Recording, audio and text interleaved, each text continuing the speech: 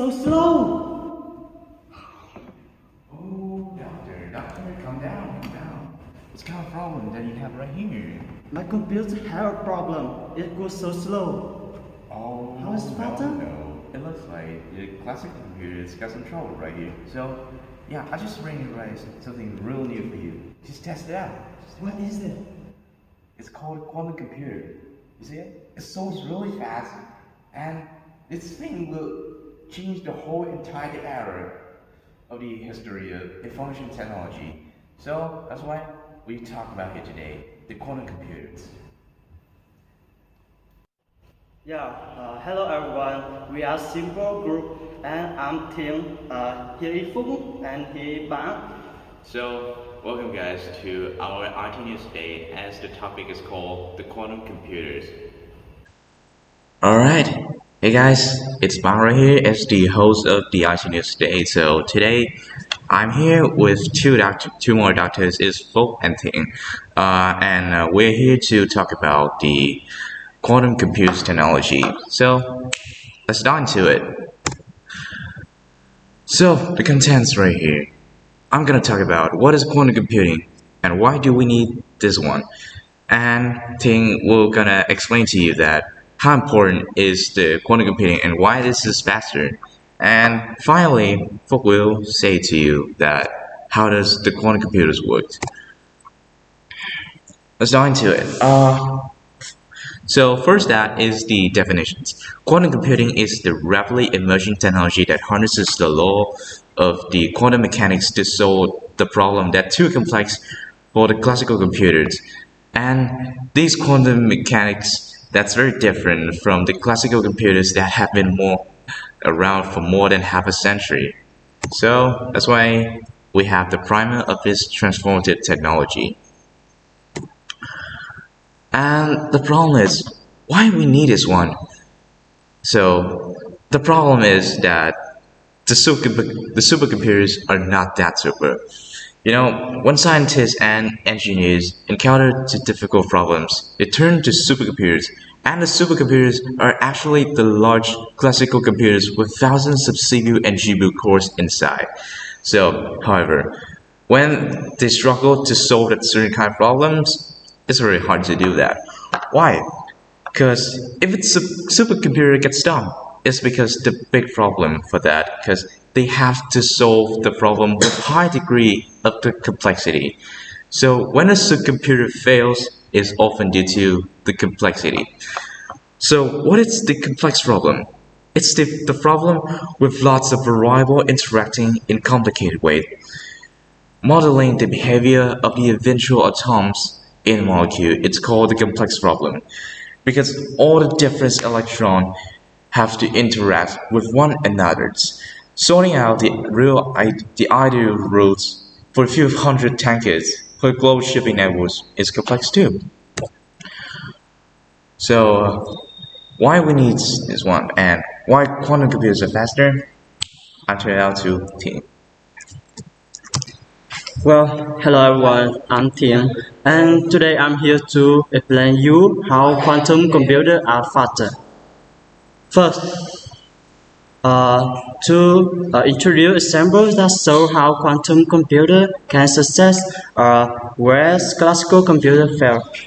A supercomputer may be great at difficult tasks like sorting through a big data of protein sequences, but if you struggle to see the turbo pattern in such data, that determines how those proteins behave. A protein are long string of amino acids that become useful biological machines when they fall into complex cells. Figuring out how proteins will follow is problem with important implications for biology and medicine. A chain of 100 amino acids could theoretically follow is any one of many trillions of ways. No computer has memory to handle on the possible combination of individual folds. Quantum algorithm is the second content to talk. Quantum algorithm takes a new approach to this sort of complex problem, creating multi-dimensional space where the pattern linking individual data points emerge. It is a protein folding problem. Such pattern might be combination of flow requiring the least energy to produce. Such combination of flow is solution to the problem. Classical computer cannot create the computational space, so they cannot find this pattern. In the case of protein, there's already early quantum algorithm that can find folding pattern in entire new, more efficient way without the labor taking produce of classical computer.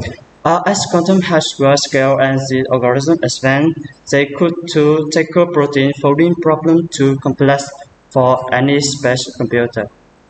And next part to talk about how complexity system supercomputer. Protein are long string of amino acids that become useful biological machines when they fall into complex shape. Figuring out how protein will fall is a problem with important implications for biology and medicine. A classical supercomputer might try to fold a protein with brute force, leveraging its many processors check every possible way of reading the chemical chain before arriving at the answer. But as the protein sequence gets longer and more complex, the supercomputer stops. A chain of 100 amino acids could theoretically fall in any one of many trillions of ways. No computer has working memory to handle possible combination of individuals.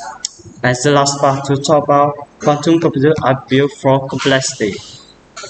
Quantum algorithms take a new approach to this sort of complex problem, creating multidimensional space where the pattern linked individual data points emerge.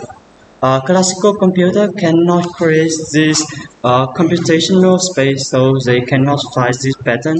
In the case of protein, there are already early quantum algorithms can find folding pattern in entire new.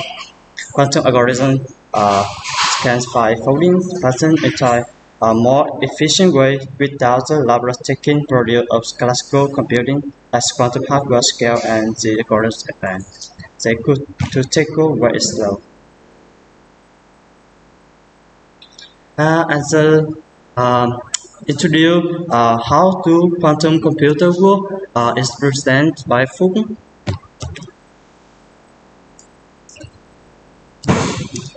So now I'm Dr. Fook. So now I will introduce you how do quantum computers work. Quantum computers are elegant machines smaller and requiring less energy than a supercomputer. So on quantum computer you pivot to run the multi-dimensional quantum algorithms. So the first one is they are superfluid. Your desktop computer likely uses a fan to get cold enough to work. Our quantum process needs to be very cold, about 100 degrees above absolute zero. To achieve this, we use the supercooler superfluid to create the superconductors. Yeah, the superconductor as those are ultra low temperature. Certain material in our processor is heavy. Another important quantum mechanical effect. This makes them superconductors. When the electrons pass through the superconductor, they match up, forming polar pair. This pair can carry a charge across barrier or isolator through a process known as quantum tunneling. Next one is the control. Our quantum computer uses the Josephson junctions at a superconducting qubit. By firing microwave photons at this qubit, we can control their behavior to get cold enough to hold, to train, and read out individual units of quantum information. The next one is the superposition. The qubit itself isn't very useful, but it can perform an important trick. Placing the quantum information is held into a state of superposition, which represent a combination of all possible configurations of the qubit. The group of qubits in superposition can create complex multidimensional computational spaces. And the last one is the entanglement. Entanglement is a quantum mechanical effect that correlates the behavior of two separate things. When two qubits are entangled, change to qubit directly impact the other. Quantum algorithms leverage the relationship to find the solution to complex problems. That's all for the IT news today. Thank you very much for watching. We'll see you next time.